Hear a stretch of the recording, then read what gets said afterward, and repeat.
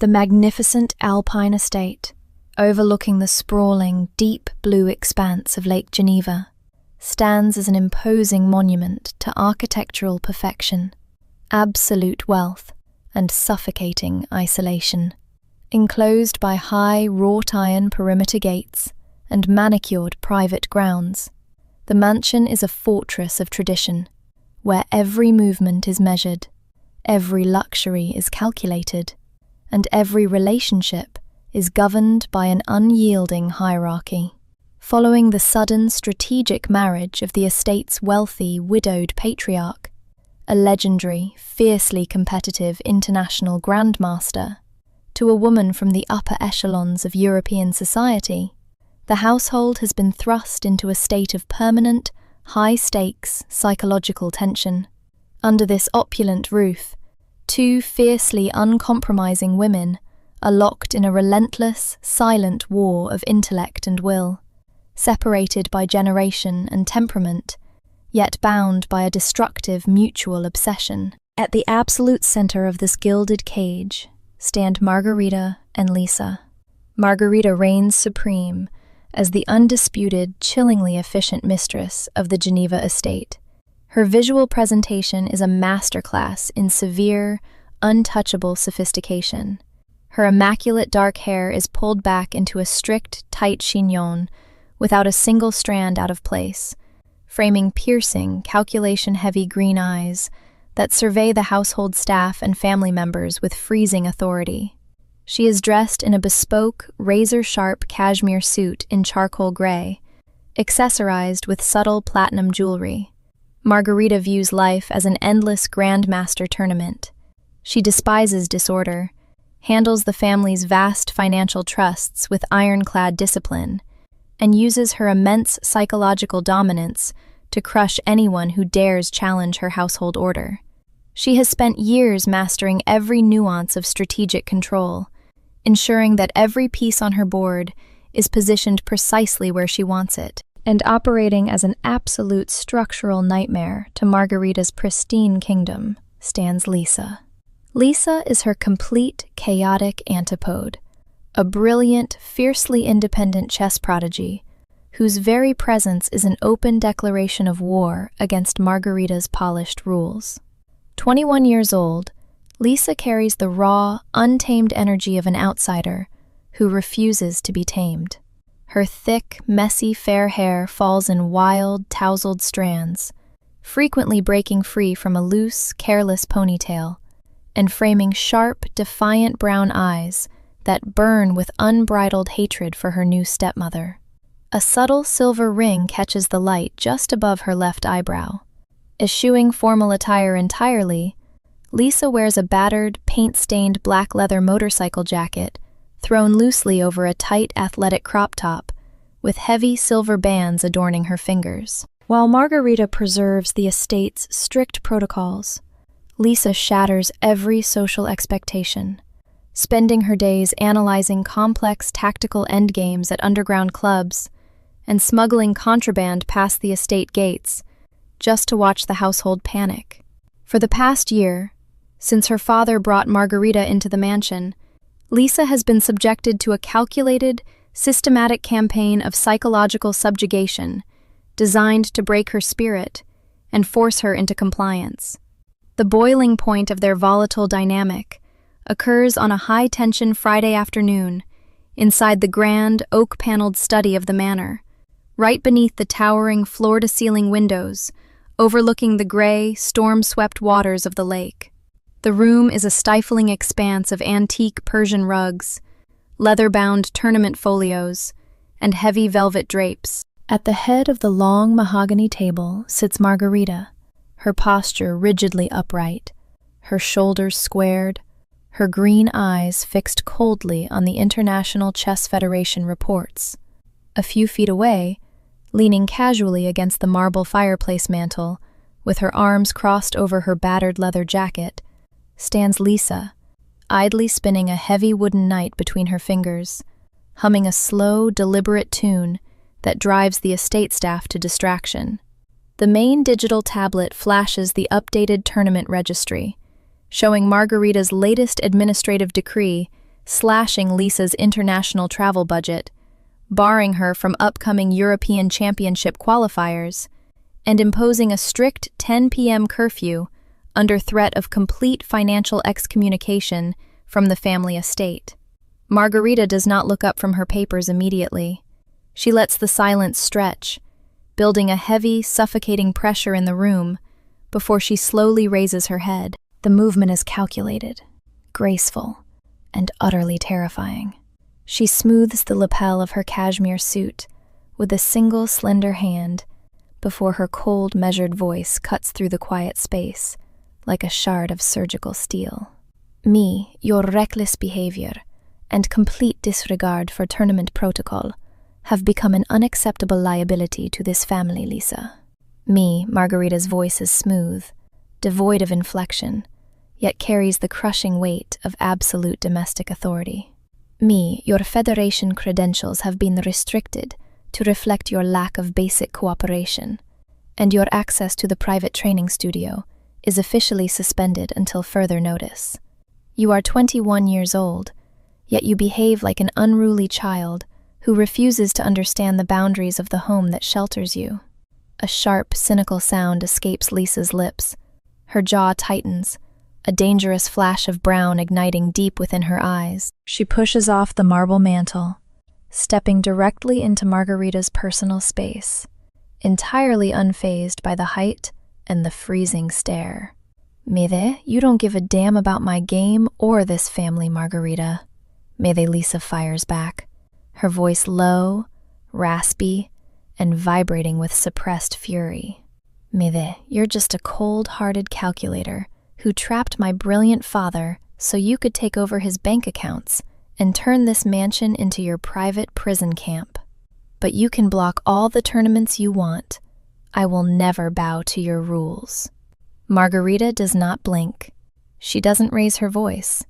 Instead, she stands up slowly from her chair, towering over the younger girl with an air of unassailable, ice-cold superiority.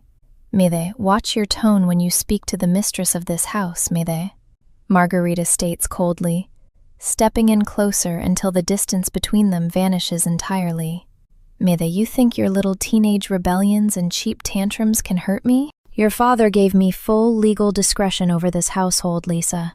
Cross me again, and I will make sure you walk out of these gates with nothing more than the clothes on your back, entirely erased from the family legacy. The study drops into a dead, suffocating silence. The declaration is an open threat of total destruction, a deliberate, calculated move designed to strip Lisa of her last remaining ambition. Lisa steps in closer still, her face inches from Margarita's, her brown eyes blazing with an intense, reckless fire that borders on madness. Keep threatening me, Margarita, Lisa spits out, a fierce, mocking grin curving across her lips as she tilts her head defiantly. Keep tightening the screws. But eventually, this whole gilded board is going to shatter, and when it does, I'll be right there to watch you burn with it. The grand ancestral library of the Geneva Alpine estate settles into a heavy, secluded midnight silence, long after the household staff and the Grand Master Patriarch have retired to their quarters. The ambient soundscape of the night is rich, tense, and atmospheric. The rhythmic, mechanical ticking of antique wooden chess clocks, echoing against towering walls of leather-bound tournament folios and opening treatises. The low, distant rumble of a fierce midnight blizzard howling across the Swiss mountain peaks outside, and the soft, dry rustle of parchment pages turning in the dark. Deep within the cavernous room, illuminated only by the faint silver glow of moonlight, bleeding through high leaded windows onto polished walnut tables, the atmosphere is sharp with electric hostility. Late in the evening, when the entire mansion complex has quieted down, Margarita executes her move with absolute ruthless precision. She quietly turns the heavy brass deadbolt of the library's main double doors from the inside, sealing the perimeter securely. Her immaculate dark hair is still pulled back into its strict, tight chignon, without a single strand out of place, though the high collar of her bespoke cashmere suit is slightly rigid as she moves soundlessly across the Persian rugs. She spots Lisa standing near the heavy oak demonstration board, working intently through a complex tactical endgame sequence alone. Lisa's messy, fair hair falls in wild, tousled strands around her face, escaping her loose ponytail, and she wears her battered black leather motorcycle jacket over a tight, athletic crop top. A heavy silver ring catches the pale light as she shifts a wooden queen across the squares. Before Lisa can react, Margarita moves with sudden, silent velocity. She crosses the length of the library in 3 long strides, catches Lisa completely off guard, and shoves her backward with sharp, calculated force. Lisa's spine hits the towering mahogany bookshelf with a soft thud, sending a light shower of dust and stray score sheets fluttering down. Before she can regain her footing, Margarita steps into her personal space, pressing her body flush against Lisa's to trap her entirely. Margarita raises her right hand, planting her palm flat against the wood paneling right beside Lisa's head, caging her in a rigid, inescapable barrier. The air between them turns instantly volatile, charged with the hostility of months of suppressed domestic warfare. Margarita leans in close, her face inches from Lisa's.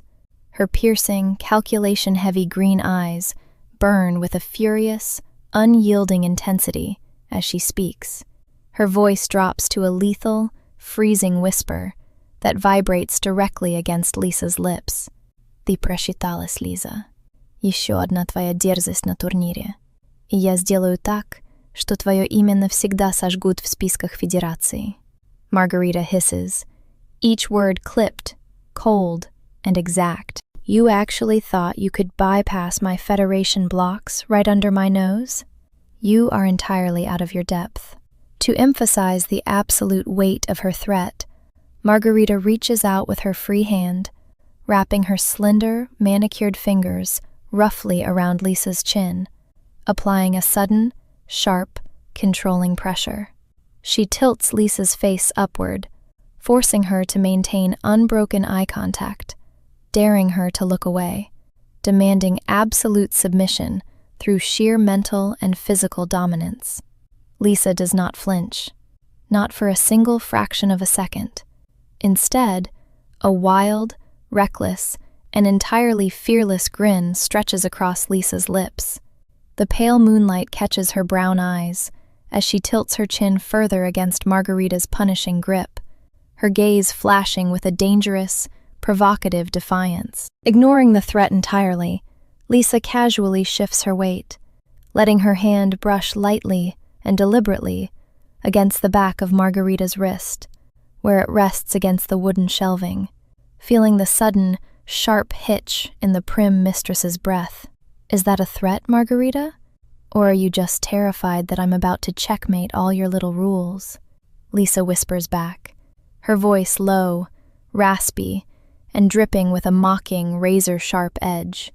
"Because for someone who claims to control this entire board, you look awfully nervous that someone is finally going to expose the hollow layers behind your precious strategy." The words hit Margarita like a physical jolt.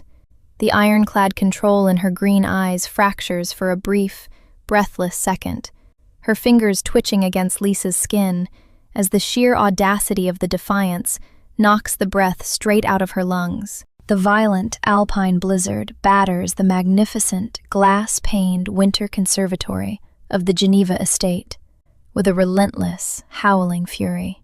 A blinding, jagged fork of lightning cleaves the midnight sky over the snow-covered mountain peaks, followed instantly by a deafening clap of thunder that shakes the ancient stone foundations of the mansion.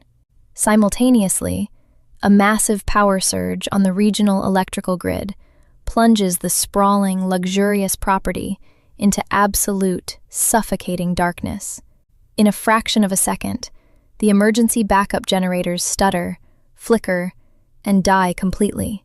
Deep within the gardens, Inside the cavernous, glass-walled pavilion, a tropical sanctuary lined with exotic palm fronds, rare orchids, and towering decorative ferns, the sudden power failure drops the windowless enclosure into total, ink-black nothingness. The automated heavy security doors slam shut into their electronic tracks, wedged tight by the system crash, locking the glass dome securely from to the outside world. The climate control ventilation units groan and stall, leaving behind a thick, stagnant humidity that immediately presses down on the space like a physical weight, mingled with the heavy scent of damp earth and crushed leaves. For the first few agonizing seconds, there is only the sound of heavy, uneven breathing, echoing off the wet glass panes and iron framing. Margarita and Lisa stand mere feet apart in the pitch-black room, isolated together by fate, deep beneath the roaring storm. Then, the razor-thin margin of Margarita's absolute self-control begins to violently shatter. The total lack of visibility, combined with the claustrophobic confinement of the locked glass pavilion, and the immense, crushing psychological pressure of their ongoing war for dominance within the household, strikes Margarita like a physical blow. Her pristine composure collapses instantly. A sharp, ragged gasp tears from her throat as her chest locks up in the grip of a severe, terrifying panic attack, a deeply hidden vulnerability she has guarded with her life from her husband, the household staff, and her rebellious stepdaughter. Slumping against the heavy wrought iron framework of a plant display, Margarita's knees buckle under her weight. Her hands fly to her throat with frantic, trembling urgency. With desperate, tearing motions, she yanks at the stiff, high collar of her cashmere blouse and the buttoned neck of her tailored suit, ripping the fabric open to catch air that refuses to reach her lungs. "I can't. There's no air." Margarita's voice, usually a weapon of cold, authoritative precision, breaks into a high, frantic, breathless sob. Everything is collapsing. You ruined it all, Lisa. You destroyed the only thing I have built." She slides down against the damp iron structure, a sidaya on the stone floor. Her immaculate dark hair unravels, slipping free from the strict chignon and falling in disheveled strands across her pale, tear-streaked face. She mutters in hysterical half-delirium, accusing Lisa of fracturing every single wall of that pristine, counterfeit empire she spent years constructing. Lisa freezes in the dark. The sharp, abrasive sarcasm completely evaporates from her mind, replaced by a sudden, fierce jolt of instinct. Discarding all pretense of domestic warfare, Lisa drops to her knees in the pitch-black conservatory, moving entirely by touch through the oppressive gloom. She reaches out, her strong, ring-adorned fingers forcefully intercepting Margarita's frantic, clawing hands, locking them in a firm, unyielding grip to stop her from hurting herself. "Margarita, look at me. Stop," Lisa commands, her voice dropping all its usual mockery, turning deep, steady, and anchor-like in the dark. Lisa shoves her way closer, wrapping her arms securely around Margarita's trembling shoulders and hauling her back up against the solid, cool sheet of glass forming the outer wall of the conservatory. Lisa presses her body firmly against Margarita's, acting as a living shield, trapping her within a circle of warmth and unyielding physical presence. "Breathe, Margarita. Match my pace. In and out," Lisa whispers directly against her ear, her chest rising and falling in slow, deliberate rhythms.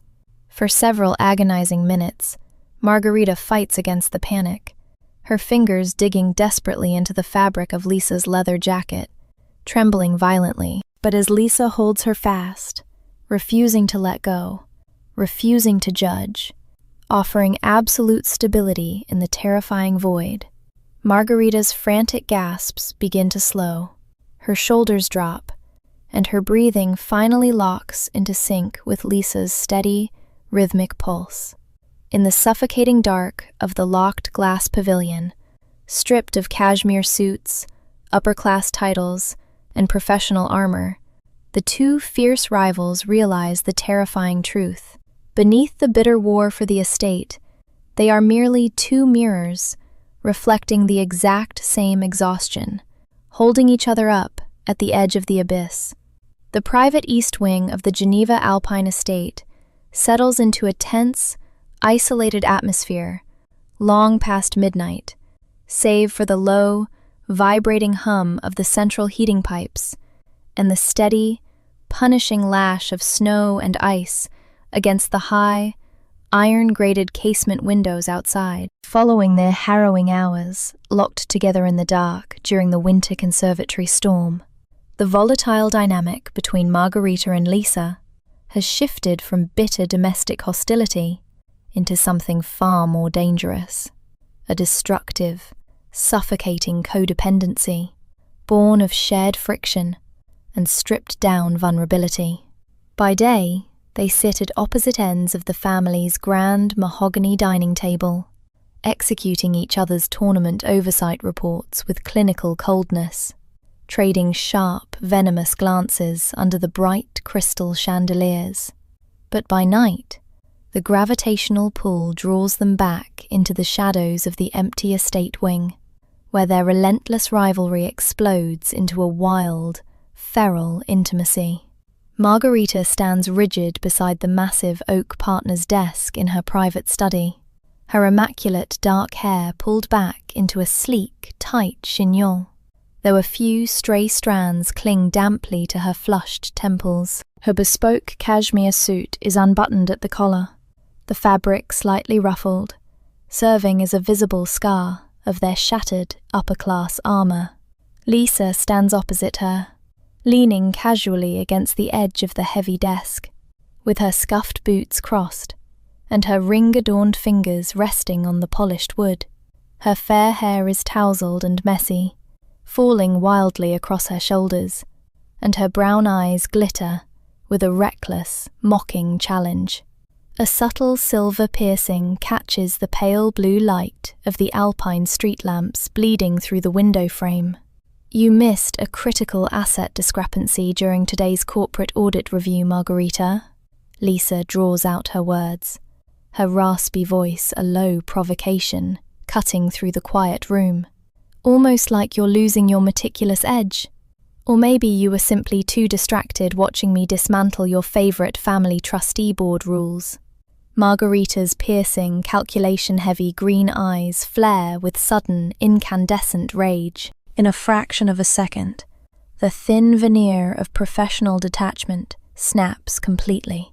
Moving with terrifying, predatory speed, Margarita closes the distance, seizes the lapels of Lisa's battered leather motorcycle jacket, and shoves her backward with a surge of fierce, desperate strength. She pins Lisa firmly against the heavy wooden surface of the large mahogany desk, caging her in entirely. Margarita presses her body flush against Lisa's, trapping her, her hands trembling slightly as she grips the fabric. The air in the private study turns instantly heavy, charged with the controlling friction of two opposing forces colliding at terminal velocity. "You are pushing this too far, Lisa," Margarita breathes out, her voice a low, ragged rasp, vibrating directly against Lisa's lips. Her chest rises and falls rapidly beneath her open blouse. "If you keep playing with these boundaries, you're going to destroy us both. This madness will consume everything we've built, and nothing will be left of either of us." Lisa doesn't flinch. Instead, a wild, reckless, and intoxicating grin stretches across her lips. Her brown eyes lock onto Margarita's with an absolute, fearless abandon, refusing to yield an inch of ground. "Then let us burn," Lisa whispers fiercely, her voice dropping to a low, daring challenge. Without waiting another beat, Lisa surges upward, wrapping her hands around the back of Margarita's neck, tangling her fingers straight through the dark chignon, dragging her down. Margarita yields with a sharp, involuntary gasp, crashing her lips down onto Lisa's in a brutal, desperate, and fiercely passionate kiss that obliterates every remaining rule, every social convention, and every vestige of their bitter war in the dark heart of the mansion. The magnificent grand hall of the Geneva Alpine estate gleams under the brilliant illumination of crystal chandeliers, packed to absolute suffocation with an elite assembly of international chess grandmasters, corporate magnates, high-profile stakeholders, and distinguished financial partners of the estate's patriarch. The air is thick with the scent of vintage champagne, expensive perfume, and the hum of polished tournament small talk, as guests mingle beneath towering neoclassical ceilings, expecting a polished evening of high-stakes networking and family prestige. At the absolute center of the elevated main presentation stage stands Margarita. She looks every bit the untouchable, flawless mistress of the estate. Her immaculate dark hair is smoothed into a sleek, tight chignon. Her bespoke cashmere suit is tailored to absolute precision, and her piercing, calculation-heavy green eyes survey the packed hall with chilling professional detachment. Yet, beneath her stiff, buttoned collar, her pulse races with a fierce, electric anticipation. Seated just beside the large master control consoles, atemberg the edge of the stage, is Lisa. Wearing her battered black leather motorcycle jacket over a tight, athletic crop top, her thick, fair hair falling wildly across her face, her ring-adorned fingers resting on the digital override deck, and a silver piercing catching the stage lights, she rests her gaze firmly on Margarita, with a silent, absolute vote of defiance. The presiding head of the International Chess Federation Board adjusts his heavy spectacles, looking down from the central VIP box with a stern, expectant expression. My dear Margarita, and members of the Grandmaster's family, we are ready for the official unveiling of the quarterly investment portfolio and the sealing of our new corporate trust. The senior official's voice booms smoothly through the hall's state-of-the-art acoustics. Before Margarita or the patriarch can utter another syllable, Margarita raises her hand, cutting off the proceedings with a single, sharp gesture. She doesn't use the podium microphone. Instead, she steps forward, locking eyes with Lisa across the stage. Instantly, Lisa strikes the master override sequence on the digital control console, completely bypassing the estate's safe, sanitized presentation files. Gone are the fabricated balance sheets, the sanitized asset logs, and the rigid corporate lies mandated by the board. In their place, massive, high-definition digital screens behind the podium burst into vivid, undeniable color, displaying the raw, unedited digital files of the estate's secret offshore accounts, shell companies, and fraudulent investor transfers orchestrated by the patriarch. A collective, deafening gasp rips through the packed ballroom. Camera shutters explode in a blinding, chaotic staccato of flashbulbs, as financial journalists and media correspondents surge forward into the center aisles, thrusting microphones toward the stage, while the patriarch and senior partners turn chalk white, screaming in panicked, futile denial. The data scrolls relentlessly across the screens, exposing decades of systematic white-collar crime, forged regulatory stamps, and ruthless corporate embezzlement, orchestrated by the estate's leadership to ruin rival syndicates and protect their stolen wealth. Margarita's voice cuts through the roaring hall like a diamond-edged blade, exposing the corporate fraud with cold, irrefutable precision, completely abandoning her safe, upper-class empire for something dangerous, authentic, and entirely real. Before security marshals or the disgraced board members can recover from the shock, Lisa steps up to the dual microphone, her raspy, powerful voice amplifying the final pieces of evidence in a sharp, unyielding harmony that demolishes the mansion's foundation once and for all. Your corrupt system ends right now.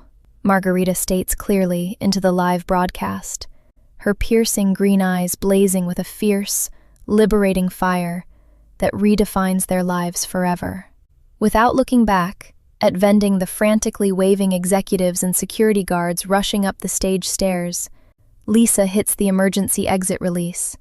Dropping their files and papers, Margarita and Lisa turn and run swiftly toward the tall, historic casement doors at the side of the grand hall.